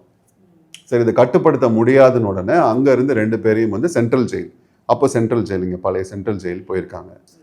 அப்போது நடந்த ஒரு சம்பவத்தையும் நான் சொல்கிறேன். அப்போ அந்த டைமில் பார்த்தீங்கன்னா சென்ட்ரல் ஜெயிலில் இருக்கும் போது அந்த சாப்பாடு வந்து அப்போ வந்து ஸ்பெஷலாக பர்மிஷன் வாங்கணும், வீட்டு சாப்பாடு என்னால அந்த அளவுக்கு அப்போ கிடையாது. அந்த ஜெயிலில் கொடுத்த சாப்பாடு வந்து அப்பாவுக்கு சரியாகவே பிடிக்கல, சரியாகவே சாப்பிட முடியல. ஆனால் எம்ஜிஆர் வந்து சாப்பாடை சாப்பிட்டார். உடனே அப்பா கேட்டிருக்காரு, என்னென்ன இந்த சாப்பாடை நீங்கள் சாப்பிட்றீங்க? அதுக்கு எம்ஜிஆர் சொன்னாரா, ராஜு, நீங்கள் வசதியாக வாழ்ந்த பையன், எனக்கு சில நேரங்களில் இதை விட கம்மியான சாப்பாடு எனக்கு கிடைக்கும். இந்த சாப்பாடே உங்களுக்கு வாசனை வருது, நீங்கள் சாப்பிட, இது எனக்கு சில சமயம் சாப்பாடே இல்லாமல் கூட இருக்கும். அப்போ நான் ஈர துணியை வயிற்றில் கட்டிப்பேன், எனக்கு இது பழகிடுச்சு, எனக்கு இதுவும் சாப்பிடுது, நல்ல சாப்பாடும் சாப்பிட தெரியும்னு. அப்புறம் கட்சிக்காரங்க பழங்கள்லாம் கொண்டு வந்து, அதனால தான் இல்லை குறிக்கிடுறதுக்கு படிக்கணும். அதனால தான் அந்த எம்ஜிஆர் அவர்கள் அரசியலுக்கு வரும்போது சத்துணவுன்ற ஒண்ணே கொண்டு வந்திருப்பாரு. அந்த சின்ன சின்ன குழந்தைகளை வந்து உணர்ந்ததுனால, சின்ன சின்ன குழந்தைங்களுக்கு பசி என்னன்னு தெரியும். அந்த ஜெயில, சென்ட்ரல் ஜெயில இன்னொரு சுவாரஸ்யமான விஷயம் நடந்தது. அங்கே இருக்கிற ஆயுள் கைதிகளுக்கு அப்பாவையும் எம்ஜிஆரையும் தெரியல யாருக்கு. அப்படியா? ஏன்னா அவங்க போன காலகட்டம் தியாகராஜ பாகவதர் காலகட்டம். ஓகே ஓகே, ரெண்டு பேரும் பிரபலமா இருக்கு அவங்க முன்னாடியே, அப்பா சினிமா ஒரு பக்கம் அரசியல் ஒரு பக்கம். ஆமா, அவங்களுக்கு அந்த காலத்துல போனதுனால அவ்வளவா இல்லை. உடனே ஒருத்தர் அப்பாட்டி வந்து கேட்டாராம், நீங்க யாரு, ஏன் இத்தனை பேர் உங்களை பார்க்க வராங்க? நாங்கெல்லாம் சினிமா நடிகர்கள். உடனே அப்பதான் உங்களுக்கு தெரியும், ஓஹோ இப்போ நீங்க தான் ரொம்ப ஃபேமஸா இருக்கீங்க. ஏன்னா அப்பெல்லாம் படங்கள் தியேட்டர்லாம் அங்கே கிடையாது, உள்ள ஜெயிலில் கிடையாது. இந்த மாதிரியான ஒரு கஷ்டமான சூழ்நிலையில கூட அந்த திமுக அந்த கட்சி கொள்கையை மேம்படுத்தி பயப்படாம, அதாவது போலீஸ் வந்து பயப்படாம போனது வந்து 2 பேருமே வந்து ரொம்ப தைரியமான ஆட்கள். அதை வந்து நம்ம ரொம்ப பாராட்டணும். பயந்து போல. நான் யாரையும் குறிப்பிட்டு சொல்லுங்க, நான் ஜென்ரலாக சொல்றேன். உண்மையை சொல்றீங்க? உண்மையை சொல்றேன், ப்ராக்டிக்கலாக சொல்றேன். அதே மாதிரி தான் ஹிந்தி எதிர்ப்பு போராட்டத்திற்காகவும் திரு எஸ்எஸ்ஆர் அவர்கள் சிறைப்புக்கு போனாங்க. ஆனா இந்தி எதிர்ப்பு போராட்டத்தில் வந்து முக்கிய பங்கு வச்சது வந்து ப்ராக்டிக்கலாக சொல்லணும்னா மாணவர்கள். அன்றைய தமிழகத்தை சேர்ந்த மாணவர்கள். மத்திய அரசே பயந்தாங்க. நீங்கள் இப்போ இந்த மெரினாவில் பார்த்தீங்களா ஜல்லிக்கட்டுக்கு, அதுக்கு முன்னோடியாக தான் அடி உத, காலேஜுக்கு வெளியே அடி, போலீஸ் அடின்னு அடிக்கும். அடித்தாலும் அந்த மாணவர்கள் அந்த இந்தி எதிர்ப்பு போராட்டத்தை கைவிடவே இல்லை கடைசி வரைக்கும். அப்படியே அந்த மாணவர்கள் எல்லாருமே, இளைஞர்கள் எல்லாமே அப்படியே அண்ணா பண்ணி இருந்தாங்க. இந்தி எதிர்ப்புனா இந்தி எதிர்ப்பு, அதில் வெற்றியும் பெற்றாங்க. இன்னைக்கு நம்ம தமிழ் இளைஞர்கள் எல்லாரும் நல்லபடியாக வேலை செய்கிறாங்கன்னா அதுக்கெல்லாம் அந்த இந்தி எதிர்ப்பு முக்கிய காரணம். ஆங்கிலம் தமிழ் 2 தான். இந்த இடத்துல இந்த ஹிந்தி எதிர்ப்பு போராட்டத்தை இன்னும் கொஞ்சம் விளக்கமாக உங்களுக்கு தெரிஞ்ச வரலாறை சொல்லலாமா? ஏன்னா பெரியார் அவர்கள் வந்து ஹிந்தி எதிர்ப்பு, பிரிட்டிஷாரோட வெளியேற்றம் அப்போ அவர் சொன்ன சில வரிகள் அதெல்லாமே இப்போ நீங்கள் சொல்ல முடியுமா? பெரியார் வந்து ஒரு பதிவு பண்ணுறாரு. அதாவது ஆங்கிலேயர் வந்து சுதந்திரம் கிடைக்கும் போது துக்க நாளுன்னார். ஏன்னா ஆங்கிலேயர் இருந்தானா அவன் டேம் கட்டுவான், ரயில்வே ஸ்டேஷன் கட்டுவான், ரோடு போடுவான், உங்களுக்கெல்லாம் ஆங்கிலம் கற்றுக் கொடுப்பான் அப்படின்னு சொன்னார் பெரியார் அவர்கள். அதுக்கப்புறம் வந்து இந்த இந்தி எதிர்ப்பு போராட்டம் ஏன் அந்த காலத்தில் ரொம்ப மேல் நோக்கி இருந்ததுன்னா, கட்டாய பாடமாக ஹிந்தி கொண்டு வர சொன்னாங்க. ஹிந்தி கற்றுக்கணும். அப்போது இங்கே இருக்கிற தலைவர்கள், நம்மளுடைய திராவிட தலைவர் சொன்னாங்க, எதுக்கு ஹிந்தி கற்றுக்கணும், தமிழே போதும், ஆங்கிலம் இருக்குது, அவ்வளோதான். அந்த எதிர்ப்பு வந்து எப்படி உங்களுக்கு பயங்கரமாக வெடிச்சதுன்னா, ஒரு மாணவனை போட்டு சக மாணவர்கள், அதாவது மத்திய அரசுக்கு அந்த இதில் இருக்கிற சில மாணவர்கள் ஒரு பிரிவினர் வந்து பயங்கரமாக அடிச்சிருக்காங்க. அதை அப்பா சொல்லியிருக்காரு. அதுதான் முதலாக ஆரம்பித்த பிரச்சனை. அந்த மாணவன் வந்து திராவிட முன்னேற்ற கழகத்தை சேர்ந்த மாணவன். அவன் ஏதோ ஒரு இதில் மீட்டிங்கில் வந்து அண்ணா வாழ்க பெரியார் வாழ்கன்னு சொல்லியிருக்கான். அங்கேருந்து அவங்களுக்கு பிரச்சனை ஆரம்பித்து வந்து மிகப்பெரிய ஒரு பிரச்சனையாக வந்தது. அப்புறம் தான் அண்ணா சொன்னார், இந்தி எதிர்ப்பு போராட்டம், இந்தி தமிழ்நாட்டுக்கு வரக்கூடாது அப்படின்னு சொன்னார். எதனால அந்த காலகட்டத்தில் இந்தியை வந்து கட்டாய பாடமாக்க போகிறாங்க. இப்போது தமிழ் பசங்க தமிழில் படிக்கிறாங்க, ஆங்கிலம் இருக்குது, ஹிந்தியை கட்டாய பாடம் ஆக்குவது தவறு அப்படின்னு சொன்னாங்க. அது இல்லாமல் சில போர்டுலாம் பார்த்தீங்கன்னா ஹிந்தி பேர்லாம் இருக்கும். அதெல்லாம் அப்போ இருந்து இப்போ வரைக்கும் எல்லாருமே அதை நீங்களே பார்த்துருப்பீங்க, கருப்பு பெயிண்ட் அடிச்சிட்டு இருக்காங்க. அதான் அண்ணா வந்து இந்தி வேண்டாம் இல்லை, இந்தி விருப்பப்பட்டா படிக்கட்டும், இந்தியை திணிக்காதீங்க. அவர் சொன்ன வார்த்தைகள் வந்து அந்த மாணவர்கள் இடையில வந்து ரொம்ப வந்து ஒரு புகழ் பெற்றது. அதான் நம்ம தமிழ் மொழியை வந்து இது பண்ணக்கூடாது. இப்போ வரைக்கும் கூட அந்த ஹிந்தி எதிர்ப்பு போராட்டம் அப்படிங்கிறது பல்வேறு வடிவங்கள்ல இன்னும் இருந்துகிட்டே தான் இருக்கு. இன்னும் முழுமை அடையலை அப்படின்னு தான் சொல்லணும். அதுக்கான தீர்வு வரல அப்படின்றது தான் சொல்லணும் இல்லையா? இப்போ நீங்க என்ன படிச்சிருக்கீங்க? நான் இங்கிலீஷ் அண்ட் தமிழ் படிச்சிருக்கேன். தமிழ் ஹிந்தி தெரியாது. ஹிந்தி எடுக்க தமிழ் எம்ஏ படித்தவங்களுக்கு வந்து ஐடி கம்பெனிலையும் கார் கம்பெனிலையும் வேலை கொடுப்பாங்களா? கொடுக்க மாட்டாங்க. ஸோ அதில் நம்ம ஆங்கிலம் படித்து தான் தீரணும். இல்லை இப்போ சில பேர் சொல்லிட்டு இருந்தாங்க, இந்த மாதிரி தமிழ் படித்தாலே வேலை கிடைக்கும்னு. தமிழ் படித்தா மட்டும் வேலை கிடைக்காது, ஆங்கிலத்தை நீங்கள் படித்தா தான் கார் கம்பெனி ஐடி கம்பெனிலாம் உங்களுக்கு வேலை கிடைக்கும். அண்ணா ஆரம்பித்த திராவிட முன்னேற்ற கழகத்தில் கலைஞர் அவர்களோட சேர்ந்து பயணித்து அந்த கட்சி வந்து பல சாதனைகளை புரியறதுக்கு உறுதுணையாக இருந்தவர் வந்து திரு எஸ்எஸ்ஆர் அவர்கள், ரொம்ப முக்கியமானவரும் கூட. ஆனால் எம்ஜிஆர் அவர்கள் அந்த கட்சியில் திமுகவில் அவரும் இருந்திருக்காரு, பயணிச்சிருக்காரு. திமுகல இருந்து அவர் வெளியில் வரும்போது அப்பாவும் கூடவே வராங்க. அந்த காலகட்டத்தில் என்ன நடந்தது? கூடவே வராங்க அப்படி கிடையாது. அதாவது எம்ஜிஆர் அவர்களுக்கு நேர்ந்த கருத்து வேறுபாடு, அந்த கருத்து வேறுபாடில் அவர் வந்துடுறாரு. நீங்கள் நிறைய பத்திரிகைலாம் படிச்சிருப்பீங்க. அவர் வந்து அந்த கணக்கு கேட்டாரு அப்படின்னு சொல்லி ஆமா. அதுல இருந்து திமுகல வெளியே வந்து வந்துடுறாரு. என்ன செலவாச்சுன்ற கணக்கு கேட்டு அது கேட்டாரு கொடுக்கப்படலைன்னு சொல்லி அப்படின்னு மனசு எல்லா வேறுபாடு வந்து பத்திரிகையிலையும் எல்லாத்தையும் நம்ம பார்த்துருப்போம். அந்த டைம்ல வந்து அவரை கட்சி விட்டு நீக்கிட்டாங்க. அப்போ பத்திரிகையெல்லாம் சந்திக்கும் போது எல்லாருக்கும் பாயாசம் எல்லாம் கொடுத்து அதெல்லாம் வந்து மணிரத்னமும் தன்னுடைய படத்தில் வந்து அதை பதிவு பண்ணியிருக்காரு. பாயாசம் எல்லாம் கொடுத்து நான் ரொம்ப சந்தோஷமா இருக்கேன் அதெல்லாம் சொன்னாரு. அதுக்கப்புறம் அப்பாவுக்கும் வந்து திமுகவில் வந்து சில கருத்து வேறுபாடு வந்தது. அந்த பொதுக்குழு எல்லாத்துலேயும் கருத்து வேறுபாடு வந்தது. வந்தவுடனே அப்பாவும் வந்து கட்சியை விட்டு வெளியேறலான்ற ஒரு மனப்பான்மை தான் இருந்தார். அந்த நேரத்தில் வந்து ஒரு முக்கியமான ஒரு நிகழ்வு என்னன்னா, எம்ஜிஆர் அவர்களே தன் கைப்பட ஒரு கடிதம் எழுதுறார் அப்பாவுக்கு. ஏன் நான் கட்சியை விட்டு வந்தேன், ஏன்னா அப்பா வந்து அவர்கிட்ட வந்து உங்கள்கிட்ட ஒரு கடிதம் மூலயமா அப்பா வந்து அவர்கிட்ட அமைச்சிருக்காரு, இந்த மாதிரி ஏன் கட்சி விட்டு அப்போ நீங்க நீங்க ஒரு பெரிய பொக்கிஷத்தையே கையில வச்சிருக்கீங்க. கண்டிப்பா கண்டிப்பா. எம்ஜிஆர் அவர்கள் ஏன் திமுகல இருந்து வெளியில வந்தார்? வெளியே உண்மையிலேயே வந்தேன். கணக்கு கேட்டாரா இல்ல என்ன நடந்ததுன்னு அந்த கடிதத்துல இருக்கா அந்த ரகசியம்? ரகசியம்லாம் கிடையாது. கடிதத்துல ஒரு 3 பக்க கடிதத்துல வந்து நம்ம வந்து சில கொள்கை ரீதியாக எனக்கு சில விஷயங்கள் பிடிக்கல, அதெல்லாம் வெளியே வந்தேன்னு சொல்லி அவரே கைப்பட எழுதின கடிதம். அதை நான் காட்டுறேன், பார்வையாளருக்கும் காட்டுறேன், ஏன்னா அது ரொம்ப ஒரு பொக்கிஷமான விஷயம். எம்ஜிஆர் அவர்களுடைய கையெழுத்து. அவருடைய கையெழுத்து. ஓ,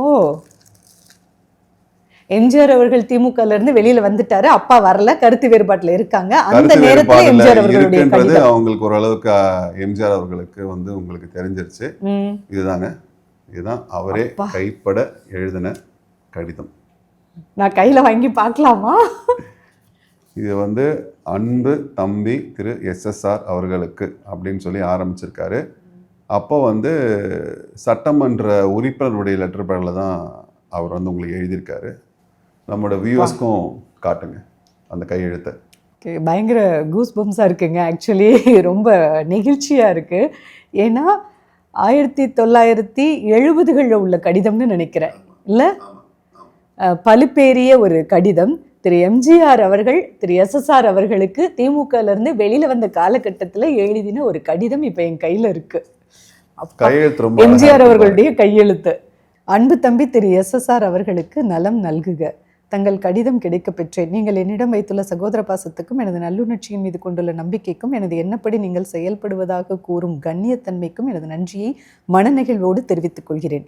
இரவு பகல் ஓயா படப்பிடிப்பின் காரணமாகத்தான் தொலைபேசியின் மூலமாக நாம் மீண்டும் சந்திக்கும் நேரத்தை குறிக்க இயலாமல் போயிற்று. தங்களின் கடிதத்தில் 2 கேள்விகள் இருக்கின்றன.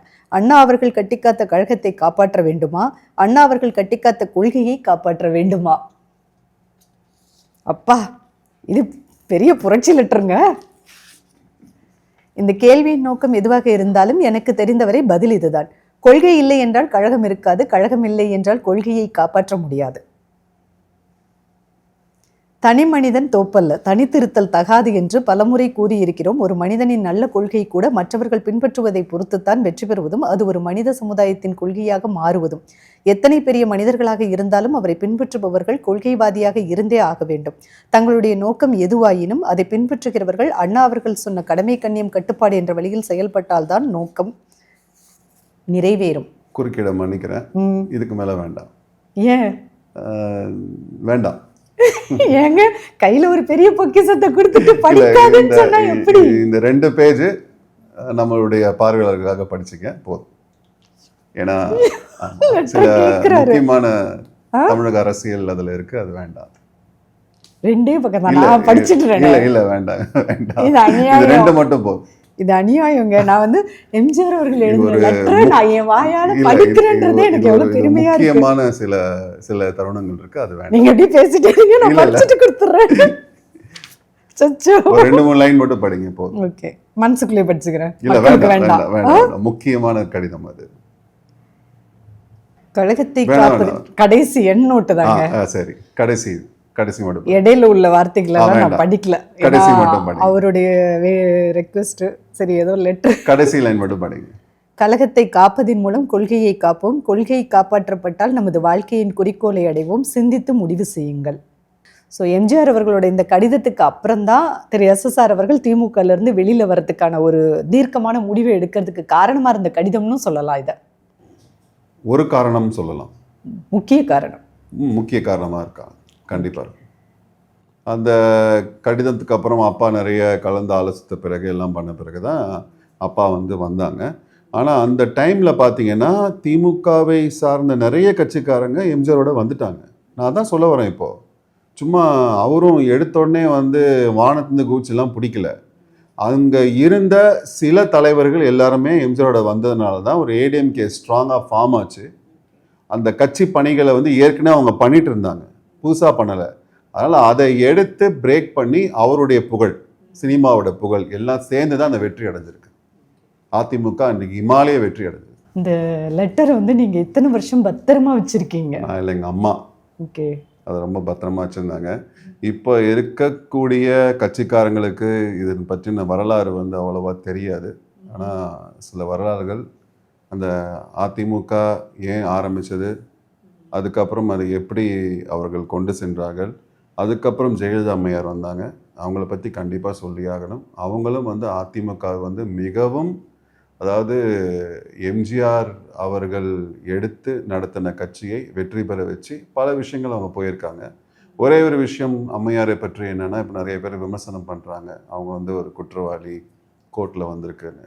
அது ஒன்று தான் தவிர, ஆனால் எந்த பத்திரிகையாளரும் சரி, நீங்களும் சரி, நிர்வாகத்தில் அவங்க வந்து சோடை போனது கிடையாது. இப்போவும் சில பேர் பார்த்துருப்பீங்க, யாராவது இந்த பசங்க இப்போ கூட பார்த்தீங்க, இந்த கஞ்சா அடிச்சு இந்த போலீஸு அது இது கரப்ஷன், ஒரு வார்த்தை வரும், அம்மா இருந்திருந்தால். அதை பார்க்கும்போது எனக்கு அவங்களோட அதிகமான பழக்கம் இல்லை. கலைஞர் பெரியப்பாவோட அதிகமான பழக்கம் இருக்குது, அவங்களுடன் அதிகமான பழக்கம் வந்து இல்லை. அவங்க ஒரு ரெஸ்ட்ரிக்ஷனாகவே அந்த அம்மையாரை வந்து இருந்தாங்க. அதுக்கப்புறம் அவங்களுக்கு உடல்நிலை அதை பற்றி நிறைய விமர்சனங்கள் வந்தது. அது எல்லாமே வந்து போய் அவங்களுக்கு உடல்நிலை மோசமானது, ஹாஸ்பிட்டல் போனாங்க, ட்ரீட்மெண்ட்லாம் எடுத்தாங்க. மற்றவங்கள மாதிரி தான் அவங்களுக்கு அந்த மாதிரி நடந்தது. இப்போ கலைஞர் அவர்களோட ஒரு பெரிய பந்தத்தோடு தான் எம்ஜிஆர் அவர்களும் எஸ்எஸ்ஆர் அவர்களும் பயணிச்சாங்க அரசியலில், திமுகவில். இப்போது அண்ணா அவர்களுடைய கொள்கை பின்பற்றப்படலை அப்படின்னு சொல்லி பல வரிகளில் அவருடைய எண்ணத்தை வந்து எம்ஜிஆர் அவர்கள் அந்த கடிதத்தில் பதிவு பண்ணியிருக்காங்க. ஸோ கொள்கை இல்லைன்னா அந்த கழகமே இல்லை அப்படிங்கிறத தாண்டி நிறைய விஷயம் நான் படித்தேன்.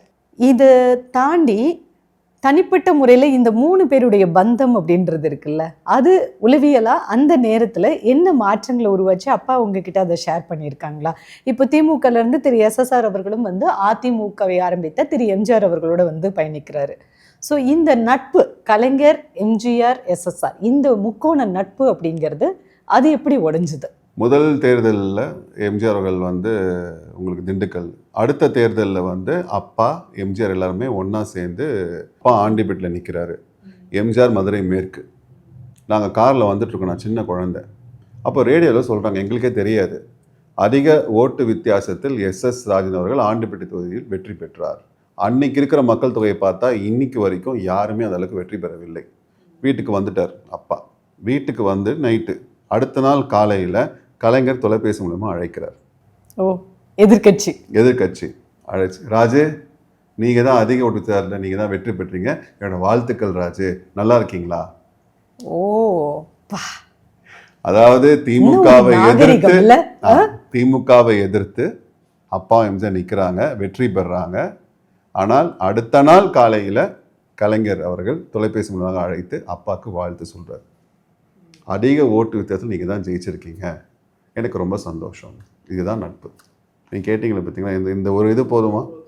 இப்போ எல்லாரும் வந்து ஆளாளுக்கு வந்து ஏதோ இது பண்ண மாதிரி அவங்கள பற்றின விமர்சனங்கள் பண்ணிக்கிட்டு அவனா இவனான்னு, அதெல்லாம் அங்கெல்லாம் ஒன்றுமே கிடையாது.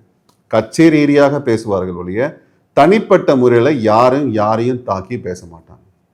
இப்போ இருக்கிற அரசியல் வந்து அப்படி இல்லை, கொஞ்சம் ரொம்ப ஒரு மாதிரி இதுவாக போய் சிக்கலாயிடுச்சு. ஆமாம், கொள்கை வேறுபாடுல கருத்து மோதல் இருந்ததே தவிர்த்து அது தனிப்பட்ட மோதலோ அந்த நட்பையோ அது பெரிய அளவில் அது தாக்கம் ஏற்படுத்தலைன்றீங்க? கண்டிப்பாங்க, கண்டிப்பா.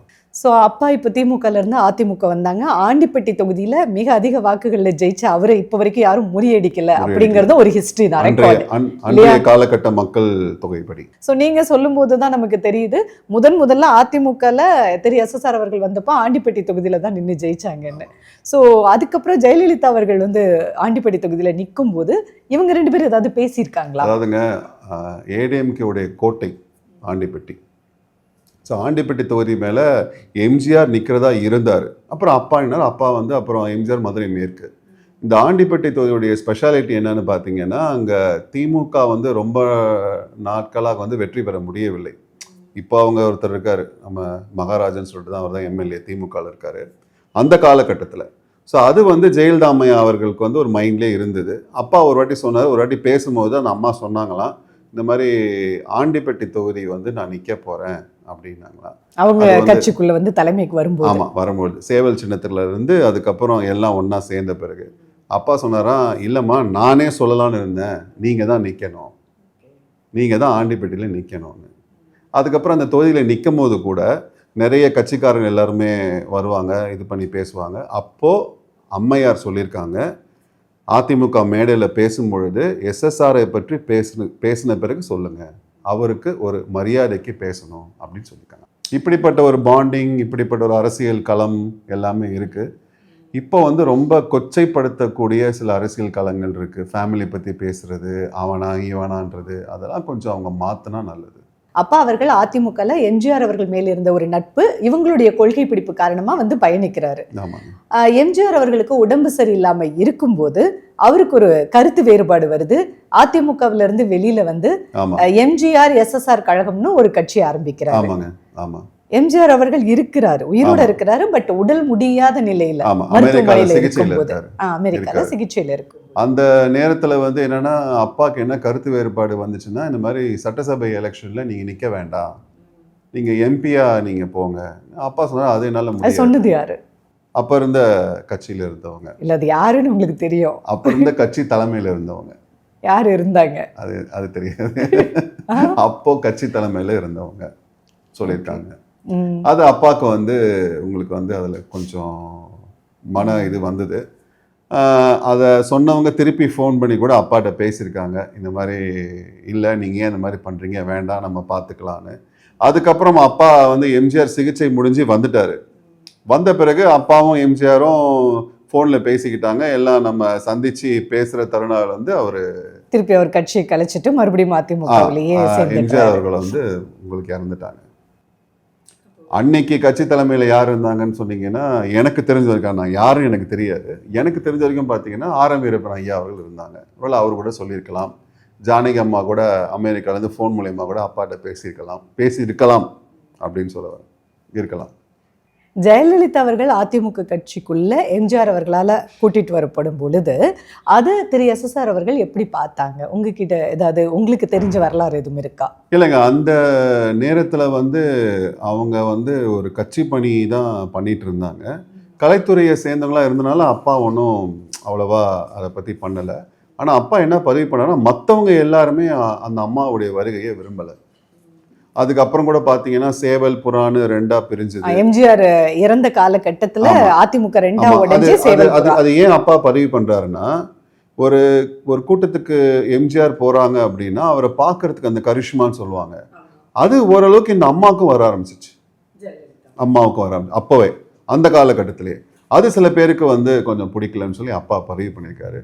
ஆனா எல்லாத்தையும் முறியடிச்சு அவங்க ஒரு அயன் லேடியா வந்து சிறப்பாக ஆட்சி நடத்தினாங்க. அதான் உண்மை. அதிமுக ரெண்டா உடைஞ்சு ஜெயலலிதா அவர்கள் சேவல் சின்னத்துல நிற்கும் போதுமே அப்பா அவர்களும் ஜெயலலிதா அவர்களோட சேர்ந்து எலெக்ஷன்ல நின்னாங்க இல்லையா? ஆமா, நின்னாங்க. அப்பா வந்து பெரிய குளத்துல நின்னாரு, சேவல் சின்னத்துல நின்னாரு. ஆனா 2000 ஓட்டு வித்தியாசத்துல அப்பா வந்து தோல்வி அடைஞ்சிட்டாரு. ஏன்னா அந்த சமயத்துல வந்து கட்சி ரெண்டா, நம்ம பேசுறது எல்லாமே இன்றைய காலகட்ட அரசியல் மாதிரியே இருக்கு. அன்றைய காலகட்டத்தில் அதிமுக ரெண்டா உடஞ்சிருந்தது, சேவல் புறான்னு. அதனால வெற்றி அடைய முடியவில்லை. அதுக்கப்புறம் எல்லாம் ஒன்றா சேர்ந்த பிறகு தான் வெற்றி அடைஞ்சாங்க. பட் அப்பா வந்து அரசியல் எந்த அளவு தீவிரமாக அவருடைய உழைப்பை போட்டு சிறைக்கு வரைக்கும் போய் ஒரு கட்சியில் கொள்கை பிடிப்பாக இருந்தாரோ அதே மாதிரி அரசியலில் வெறுத்து அதுலேருந்து ஒதுங்கின ஒரு காலகட்டமும் வெறுத்துன்னு இல்லை. அப்பாவே வந்து இளைஞர்கள் வரணும், அடுத்தடுத்த தலைமுறை வரணும், அதுதான் அவருடைய மனசில் இருந்து. அடுத்தடுத்து நம்மளே உட்காரக்கூடாது. அப்பா வந்து எந்த பதவிக்கும் ஆசைப்பட்டவர் கிடையாது. எம்ஜிஆர் கூப்பிட்டு கேட்டாராம், இந்த மாதிரி நீங்கள் அதிக ஓட்டு வித்தியாசத்தில் நீங்கள் வெற்றி பெற்றிருக்கீங்க, உங்களுக்கு எதாவது அமைச்சர் பதவி வேணும்னு. இல்லைங்க எனக்கு வேண்டாம், கொடுத்தா சிஎம் பதவி கொடுங்கன்னாராம். அப்பா ரொம்ப கிண்டலா பேசுவாரு, சிஎம் பதவி கொடுக்குறீங்களான்னு கேட்டோன்னா விளையாட்டா கேட்டார். எம்ஜிஆர் சிரிச்சிட்டாராம். அப்புறம் ஒரு கௌரவ பதவியா வந்து சிறு சேமிப்பு துணைத் தலைவர் பதவி அப்பா கொடுத்தாங்க. அப்பா கொடுத்த பிறகு அந்த பதவி ரொம்ப ஃபேமஸ் ஆயிடுச்சு. அதுக்கப்புறம் கலைஞர் பெரியப்பா அவர்கள் வந்து நம்ம டிஆர் அங்கிளுக்கு வந்து அந்த பதவியை கொடுத்துருக்காங்க. அந்த காலகட்டங்கள்ல அப்பா சினிமால நிறைய சம்பாதிச்சுட்டாங்க, அரசியலுக்கு வந்தாங்க. இந்த லஞ்சம் ஊழல் இதெல்லாம் பத்தி அப்பா ஏதாவது கருத்துக்கள் பதிவு பண்ணியிருக்காங்களா? கண்டிப்பாங்க. அப்பா என்ன சொல்லியிருக்காரு, நம்ம லஞ்சம் ஒரு தடவை நம்ம வாங்கிட்டோம்னா அதை நம்ம வாங்கவே வச்சிடும், கடைசி வரைக்கும் நம்ம விடாது. அது நம்ம கெட்ட பேர் தான் வரும். மக்களிடம் வந்து நம்ம ஒரு தொகுதிக்கு வந்து நம்ம தலை நிமிர்ந்து போகலாம். இந்த லஞ்சம் ஊழல் வாங்கி அது வெளியெல்லாம் தெரிஞ்சிச்சுன்னா அந்த தொகுதிக்கு நம்ம தலை கீழே குனிஞ்சா நம்ம போக முடியும். தலை நிமிர்ந்து நம்ம போகணும். யாரும் ஒருத்தர் நம்ம எந்த கேள்வியும் கேட்கக்கூடாது. தொகுதியில் ஒரு எம்எல்ஏ இருக்காருன்னா அவருக்கு உண்டான பணம் கொடுப்பாங்க அரசாங்கத்தில். அவருக்குன்னு சில நிதி வந்து உங்களுக்கு ஒதுக்குவாங்க ஒரு சட்டமன்ற உறுப்பினருக்கு. அவர் வந்து அந்த தொகுதிக்கு அந்த பணத்தில் இருந்து என்னென்ன திட்டங்கள் என்னென்ன வந்து வெளிப்படையாக பண்ணணும்னு அப்பா அடிக்கடி சொல்லுவார். அதெல்லாம் நம்ம பண்ணாதான் அந்த தொகுதி மக்கள் பாசமாக இருப்பாங்க. லஞ்சம் ஒரு ரூபா வாங்கிட்டான்னு எதுவும் நம்ம சொல்லக்கூடாது, தலை நிமிர்ந்து நம்ம போகணும் அப்படின்னு சொல்லுவார். நீங்களும் நடிகர் சங்க தேர்தலில் 2015 பொருளாளரா நடிகர் கார்த்தி அவர்களை எதிர்த்து போட்டியிட்டீங்க இல்லையா? என்னங்க இது பெரிய பெரிய அரசியல் பேசும்போது சரி, நடிகர் சங்க தேர்தல் அப்ப நீங்களே மதிக்கலன்னு சொல்லலங்க.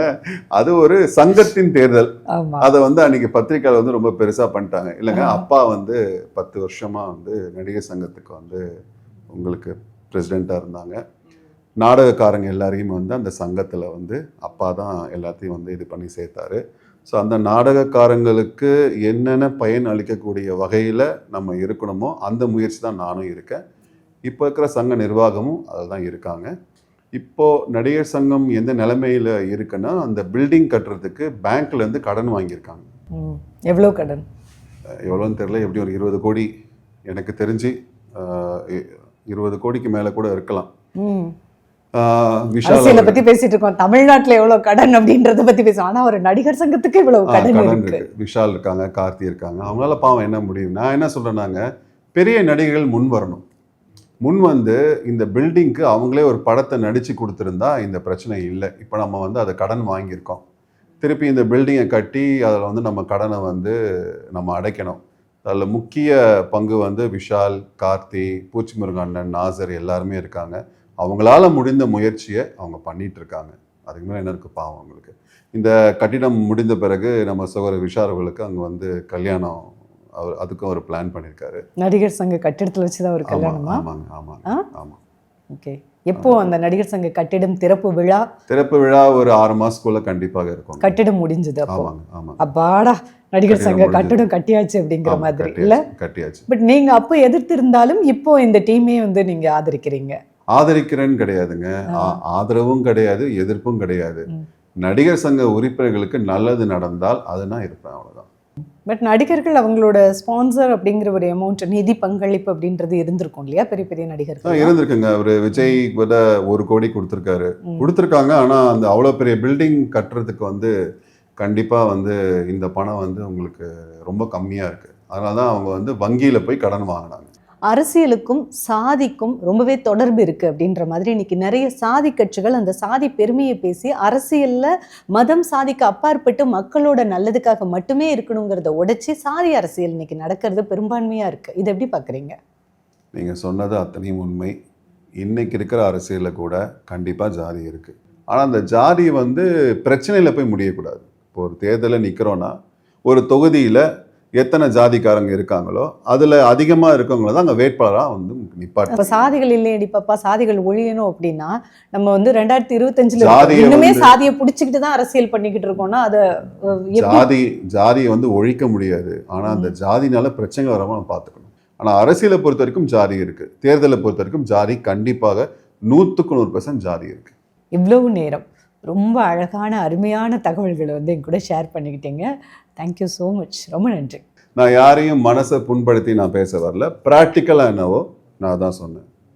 எனக்கு வரலாறு எல்லாமே தெரியும், ஏன்னா அந்த குடும்பத்தில் தான் நான் வந்தேன் நான். அதனால் வந்து நம்ம யாரையும் வந்து திட்டியோ அசிங்கப்படுத்தியோ அரசியல் பண்ண வேண்டான்னா நான் வந்து ஒரு வேண்டுகோள் வைக்கிறேன். நடிகர்கள் இனி அரசியல் வந்தால் மக்களோடு மக்களாக நின்று நல்லபடியாக கட்சியை வழங்க. அதே சமயம் வந்து இந்த ஜாதி மதம் இதெல்லாம் வந்து 2வது பட்சமாக வச்சு மனித நேயத்தை கொண்டு வந்து இனி 2026 தேர்தல் வரபோது நியாயமாக உங்கள் மனசுக்கு பட்டதை தைரியமாக ஓட்டளிக்க வேண்டும் என்று தாழ்மையுடன் கேட்டுக்கொள்கின்றேன். நன்றி, வணக்கம். உங்கள் தங்க நகையை விற்று பணம் பெற நம்பிக்கையான நிறுவனம் மேக்ஸ் கோல்ட். கால் 04445454545.